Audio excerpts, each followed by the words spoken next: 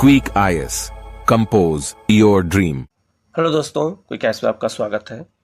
69 BPSC का जो paper है वो 30 सितंबर को है और आज हम लोग बिहार स्पेशल जीएस के अंतर्गत बिहार स्पेशल में आधुनिक बिहार के इतिहास के अंतर्गत हम लोग बिहार में जनजातीय विद्रोह के संभावित क्वेश्चनों की हम लोग आज चर्चा करेंगे।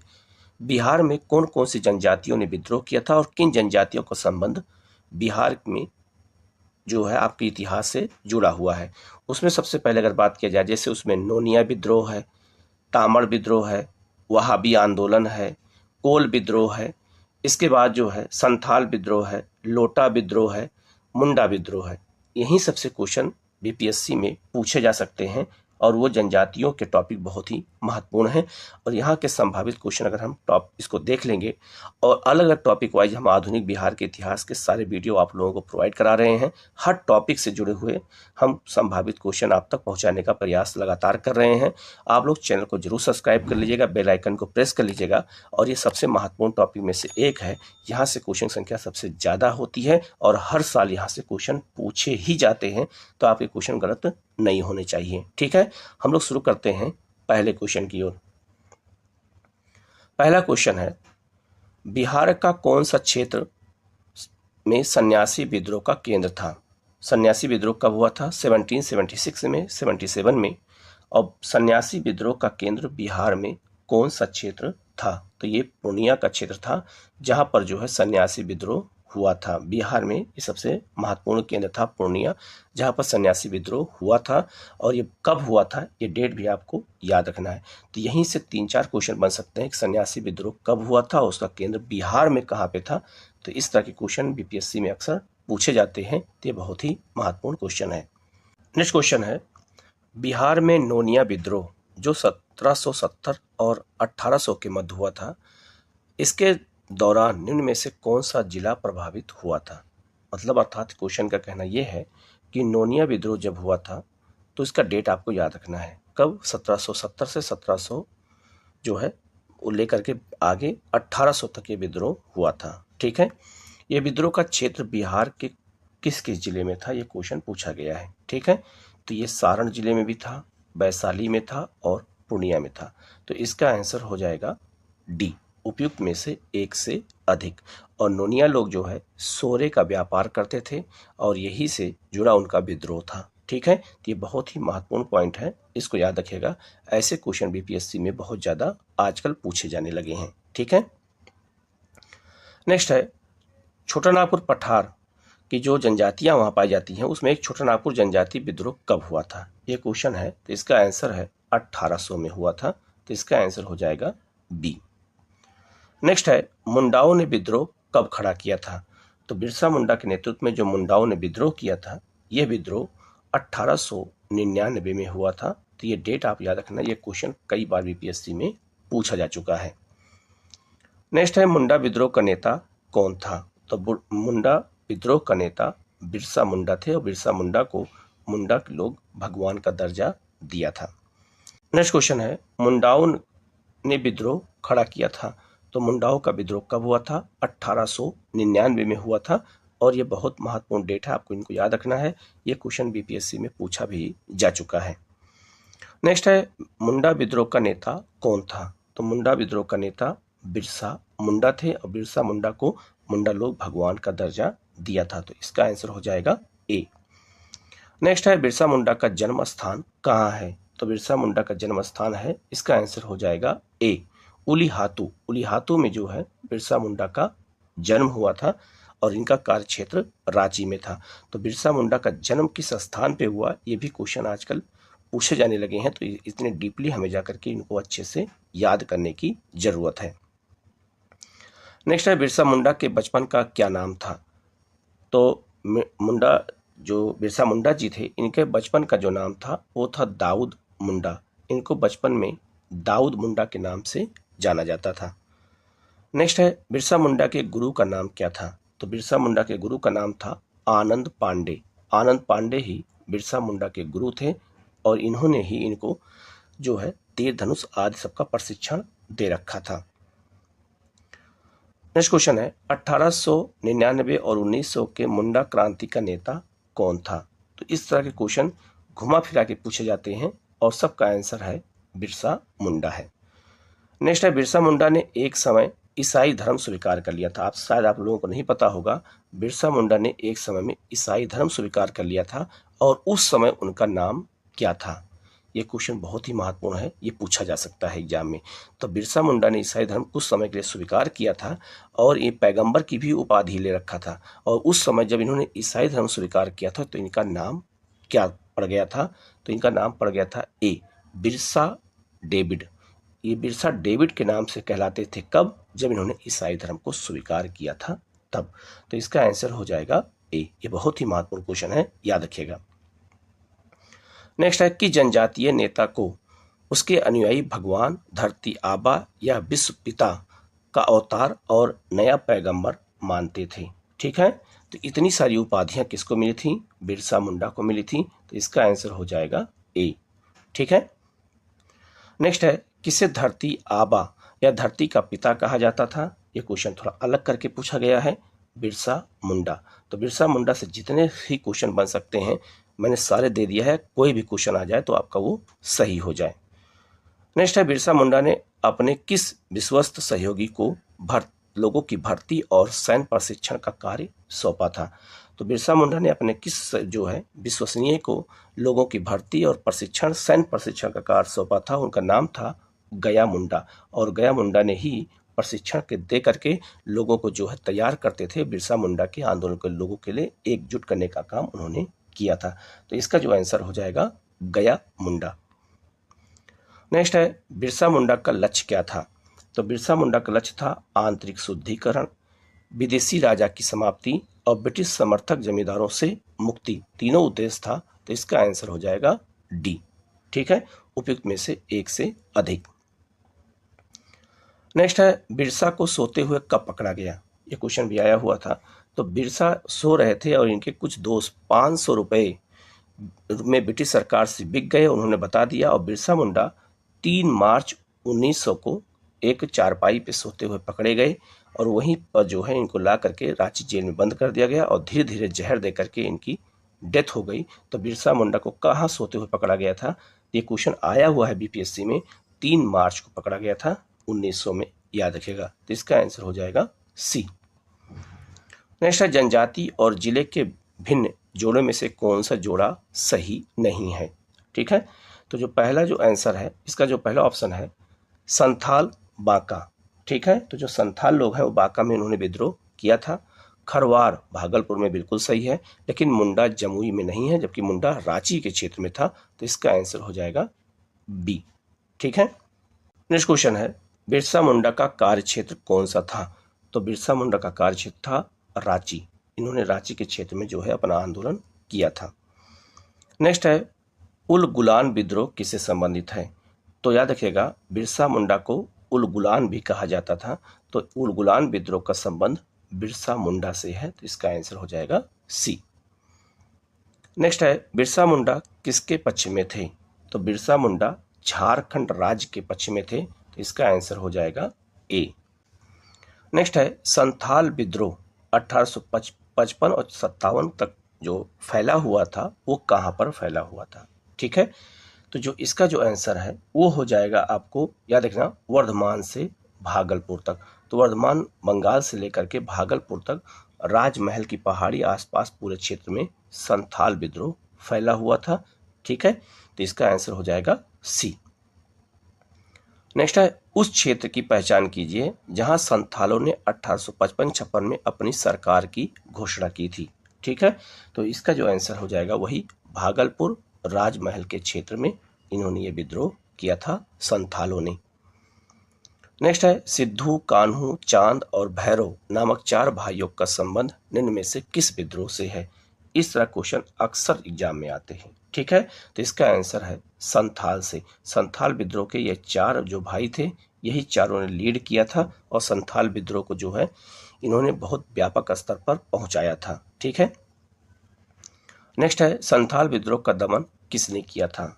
उस अंग्रेज का नाम बताना है जिसे संथाल विद्रोह को समाप्त किया था। तो वो कैप्टन अलेक्जेंडर थे जिन्होंने संथाल विद्रोह को समाप्त किया था। तो इसका आंसर हो जाएगा बी।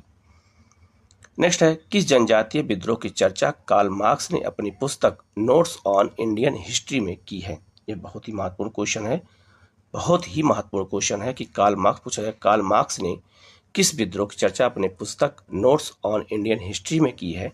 ये क्वेश्चन बहुत ही महत्वपूर्ण है और इसका आंसर हो जाएगा संथाल। तो कार्ल मार्क्स ने संथाल विद्रोह की चर्चा अपने जो है पुस्तक में की है।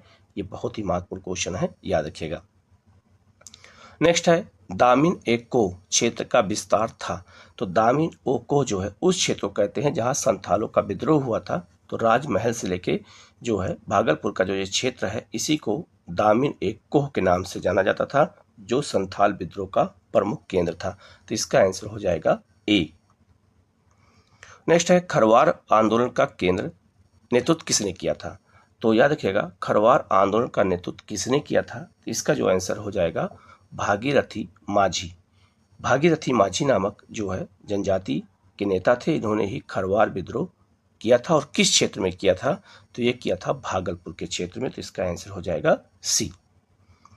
नेक्स्ट है, किस जनजातीय आंदोलन को सफाहोर आंदोलन के नाम से भी जाना जाता है? तो ये बहुत ही महत्वपूर्ण क्वेश्चन है और इसका आंसर हो जाएगा खरवार आंदोलन। ठीक है। नेक्स्ट है, ताना भगत आंदोलन की शुरुआत किसने की थी? तो ताना भगत आंदोलन छोटा नागपुर के पठार में हुआ था और इसकी शुरुआत जतरा भगत ने की थी। तो इसका आंसर हो जाएगा बी। नेक्स्ट है, किसके नेतृत्व में ताना भगत असहयोग आंदोलन में भाग लेकर पहली बार स्वतंत्रता आंदोलन में शामिल हुए थे? ये बहुत महत्वपूर्ण, याद रखिएगा कि ताना भगत आंदोलन असहयोग आंदोलन में भी नेतृत्व किया था। और ताना भगत जो है, इन्होंने समर्थन किया था किसके साथ मिलकर के? सिद्धू भगत के साथ मिलकर के इन्होंने असहयोग आंदोलन में आंदोलनकारियों का साथ दिया था। तो इसका आंसर हो जाएगा सी। नेक्स्ट है, विशुद्ध गांधीवादी तरीके से लड़ा गया पहला आदिवासी अहिंसक आंदोलन कौन था? ऐसा कौन सा आदिवासी आंदोलन था जो अहिंसक आंदोलन था, जिसमें हिंसा नहीं हुई थी और वो विशुद्ध गांधीवादी आंदोलन था? तो इसका आंसर हो जाएगा ताना भगत आंदोलन। ताना भगत आंदोलन बिल्कुल गांधीवादी आंदोलन पर आधारित था। नेक्स्ट है, किस आदिवासी आंदोलन में परंपरागत अर्थात झूम खेती की तरफ लौटने का आह्वान किया गया था? तो झूम खेती उसे कहते हैं जो जंगल को साफ करके खेती करते हैं और ये ताना भगत आंदोलन से इसका संबंध है। तो इसका आंसर हो जाएगा ए। नेक्स्ट है, झारखंड की सभी जनजातीय भाषाएं मुंडा समूह की हैं। दरबुर समूह की भाषा कुरुख, कोरक और माल्टो किसके द्वारा बोली जाती हैं? ठीक है। तो झारखंड में सभी जनजातियों का संबंध मुंडा समूह से है, लेकिन द्रविड़ समूह, और द्रविड़ समूह किसे कहते हैं? दक्षिण भारत जनजातियों को कहते हैं। तो वहाँ पर ये जो बोलियां बोली जाती हैं, जिसे हम कुरुख कहते हैं, कोरक कहते हैं या माल्टो कहते हैं, ये किस जनजाति द्वारा बोला जाता है? तो जो इसका जो आंसर है वो हो जाएगा उराव और सोरिया जनजाति के द्वारा। तो इसका आंसर हो जाएगा सी। नेक्स्ट है, फराजी आंदोलन के विरोध में 1893 में ढाका में ताईयूनी आंदोलन किसने चलाया था? तो ये जौनपुर के करामत अली थे और इन्होंने ही ये आंदोलन ढाका में चलाया था। तो इसका आंसर हो जाएगा सी। नेक्स्ट है, 1855 ईस्वी में संथालों ने किस अंग्रेज कमांडर को हराया था? तो संथालों ने किस अंग्रेज कमांडर को हराया था? इसका आंसर हो जाएगा मेजर बारो। मेजर बारो को इन्होंने पराजित किया था। तो जो इसका जो आंसर है वो हो जाएगा सी। लिखा है अगला क्वेश्चन, यदि नील की खेती करने से छूट चाहते हो तो नील के किसानों को कौन सा क्षतिपूर्ति कर देना पड़ता था? ठीक है, वो ऐसा कौन सा कर था कि जो किसान दे देगा तो उसे नील की खेती से छूट दे दी जाएगी? उस कर का नाम बिहार में क्या था? तो उस कर का नाम था बिहार में तवान। तवान नामक कर देने पर नील की खेती से लोगों को छूट मिलती थी। ये क्वेश्चन, ऐसे क्वेश्चन एग्जाम में पूछे जाते हैं जो बहुत ही महत्वपूर्ण है। नेक्स्ट है, रुदन मुंडा और कुटा मुंडा का संबंध किस विद्रोह से है? ठीक है, तो इसका जो संबंध है वो किस विद्रोह से है? ये बहुत ही महत्वपूर्ण है और यह है तमाड़ विद्रोह से है। तो इसका आंसर हो जाएगा ए। तो बिहार में तमाड़ विद्रोह भी हुआ है। नेक्स्ट है, बिहार के सुप्रसिद्ध संत सैफुद्दीन मनेरी का संबंध सूफियों के किस संप्रदाय से था? ठीक है, ये बिहार के प्रमुख बहुत संत थे और इनका संबंध फिरदौसी संप्रदाय से था। तो इसका आंसर हो जाएगा सी। नेक्स्ट है, निम्नलिखित में से निम्नलिखित को सम्मिलित कीजिए और कोड की सहायता से सही उत्तर चुनिए। ठीक है, तो कोल विद्रोह कब हुआ था? तो कोल विद्रोह हुआ था 1831-32 में। भूमिज विद्रोह कब हुआ था? यह हुआ था 1832-33 में। संथाल विद्रोह कब हुआ था? 1855-56 में। और मुंडा विद्रोह कब हुआ था? 1899 और 1900 में। तो इसका आंसर हो जाएगा ए।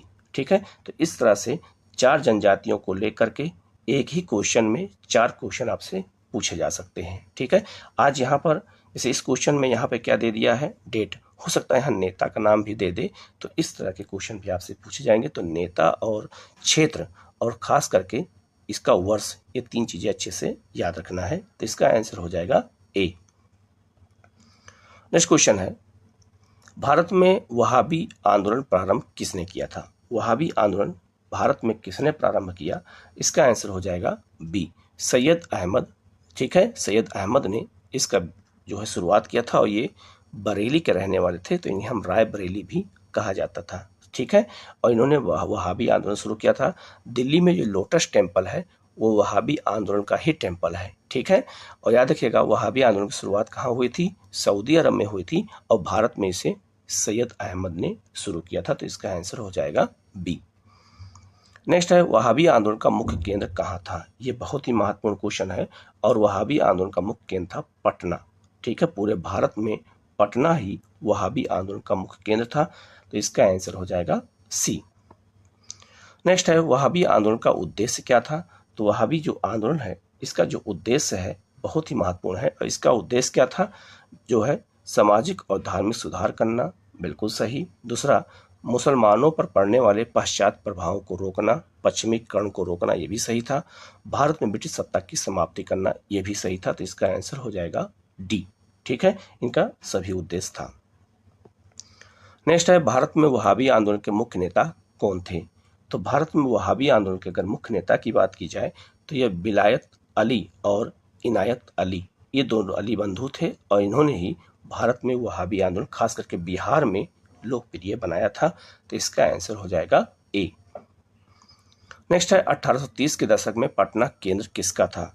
तो 1830 के दशक में पटना केंद्र किसका था? वहाबी आंदोलन का। और यह भी याद रखिएगा वहाबी आंदोलन भारत का सबसे संगठित आंदोलन था पूरे इतिहास में, यह भी याद रखिएगा। इसका आंसर हो जाएगा सी। नेक्स्ट है, भारत में वहाबी आंदोलन के प्रवर्तक सैयद अहमद पटना कब आए थे? ठीक है, तो भारत में वहाबी आंदोलन के संस्थापक कौन थे? सैयद अहमद थे। और ये पटना कब आए थे, ये क्वेश्चन पूछा गया है। तो वो 1821 में पटना आए थे। ठीक है, नेक्स्ट है, वहाबी आंदोलन के एक प्रमुख नेता मौलवी अहमदुल्लाह के पिता थे। कौन थे? तो ये इनके पिता कौन थे? तो इसका जो आंसर है वो हो जाएगा विलायत अली। तो विलायत अली और उनके बेटे सब वहाबी आंदोलन से जुड़े हुए थे। नेक्स्ट है, वहाबी आंदोलन के किस नेता को पटना के सादिकपुर के सदस्यों ने अपना आध्यात्मिक नेता माना था? ठीक है, तो पटना के सादिकपुर में किसे आध्यात्मिक नेता मान लिया गया था? सैयद अहमद बरेलवी को। ये बरेली के रहने वाले थे, तो इसलिए इनको बरेलवी कहा जाता था। नेक्स्ट है, वहाबियों ने सीमांत क्षेत्र में अपना राज्य कहाँ स्थापित किया था? तो सीमांत क्षेत्र में इन्होंने अपना राज्य कहाँ स्थापित किया था? सिताना में। सिताना में, तो इसका आंसर हो जाएगा सी।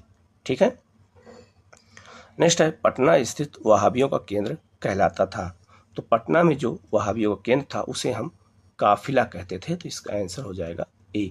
तो वहाबी आंदोलन से हर एंगल से मैंने क्वेश्चन बना दिया है। कहीं से अगर आपसे एग्जाम में क्वेश्चन पूछा जाए तो आपका क्वेश्चन गलत ना होने पाए, यही हमारा उद्देश्य है। ठीक है, आगे बढ़ते हैं। वहाबियों से प्रेरित होकर पूर्वी बंगाल में कौन सा आंदोलन प्रारंभ हुआ था? तो वहाबी आंदोलन से प्रभावित होकर के पूर्वी बंगाल में जो आंदोलन प्रारंभ हुआ था उसे फैराजी आंदोलन कहते हैं। तो इसका आंसर हो जाएगा बी। ठीक है, नेक्स्ट है, वहाबी नेताओं में किसको उम्र कैद और काला पानी की सजा हुई थी? तो ऐसा कौन सा वहाबी नेता था जिसे उम्र कैद और काला पानी की सजा हुई थी? तो इसका आंसर हो जाएगा डी, सभी को, अब्दुल रहीम को भी, याहिमा अली को भी और अहमदुल्ला को भी। तो इसका आंसर हो जाएगा डी। ठीक है, नेक्स्ट क्वेश्चन है, वहाबी अपने अनुयायी को क्या कहते थे? तो जो उनके शिष्य होते थे उनको क्या कहते थे? तो इसका आंसर हो जाएगा सी, वहानुमानी। इन्हें वहानुमानी के नाम से पुकारा जाता था। तो इसका आंसर हो जाएगा सी। ठीक है। नेक्स्ट है, बिहार में स्वतंत्रता संग्राम में किस आंदोलन का महत्वपूर्ण स्थान है? तो बिहार में स्वतंत्रता आंदोलन में किस आंदोलन का सबसे ज्यादा महत्व है? तो वह है आपका वहाबी आंदोलन का। तो इसका आंसर हो जाएगा ए। नेक्स्ट है, पटना के किस वहाबी नेता का स्वात के शासक सैयद अकबर शाह ने स्वागत किया था? स्वात कहाँ है? अफगानिस्तान में है। और वहाँ के शासक सैयद अहमद शाह ने पटना के किस वहाबी नेता का स्वागत किया था? तो ये हो जाएगा आपका सी, इनायत अली और बिलायत अली, इनका स्वागत किया गया था। किसने? तो ये स्वात के सैयद अकबर के जो शाह थे उन्होंने इनका स्वागत किया था। नेक्स्ट है, बिहार के वहाबी नेताओं में आजीवन कारावास की सजा निम्नलिखित में से किसे मिली थी? तो आजीवन कारावास की सजा किसको दी गई थी? तो जो इसका जो आंसर है वो हो जाएगा अहमदुल्ला को दी गई थी आजीवन कारावास की सजा। नेक्स्ट है, किस गवर्नर जनरल ने 1884 में शेष बचे वहाबी कैदियों की रिहाई की थी? तो वहाबी कैदी जो जेल में बंद थे तो उनको किस गवर्नर जनरल ने छोड़ दिया था? लॉर्ड रिपन ने। तो लॉर्ड रिपन बहुत उदारवादी वायसराय थे हमारे यहाँ के, और इन्होंने जो है वहाबियों को रिहाई, इनको जेल से छोड़ दिया था। नेक्स्ट है, वहाबी आंदोलन के समय पटना का कमिश्नर कौन था? तो वहाबी आंदोलन के समय पटना का कमिश्नर कौन था? William Taylor. तो विलियम टेलर ने कई जो है वो, क्योंकि वहाबी आंदोलन का केंद्र पटना ही था, तो कई लोगों को इसने जो है जेल में बंद किया था, इसलिए इसका काफी महत्व है। तो वहाबी आंदोलन से लगभग सारे क्वेश्चन हमने किया है। नेक्स्ट है, पटना के अंतिम मुख्य वहाबी नेता कौन थे? तो अंतिम मुख्य वहाबी नेता अगर बात करते हैं तो ये अहमदुल्ला ही थे, जिन्हें आजीवन कारावास की सजा मिली थी।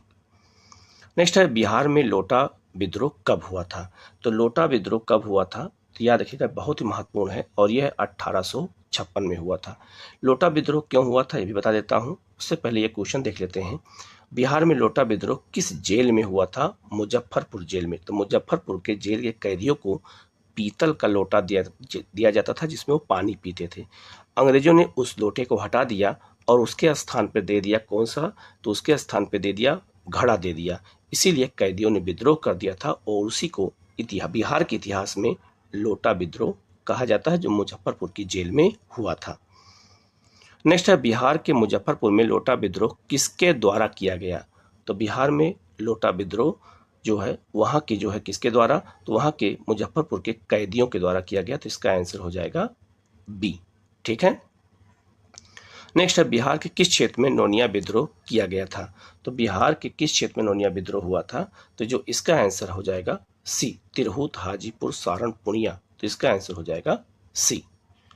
नेक्स्ट है, तामड़ विद्रोह बिहार में कब हुआ था? तो बिहार में तामड़ विद्रोह कब हुआ था? तो इसका आंसर हो जाएगा ए, 1789 से 1794 तक ये विद्रोह चला था, तामड़ विद्रोह। ठीक है। नेक्स्ट है, तामड़ विद्रोह किस जनजाति द्वारा किया गया था? तो तामड़ विद्रोह किस जनजाति द्वारा किया गया था? तो इसका जो आंसर है वो है उराव जनजाति द्वारा किया गया था। तो इसका आंसर हो जाएगा बी।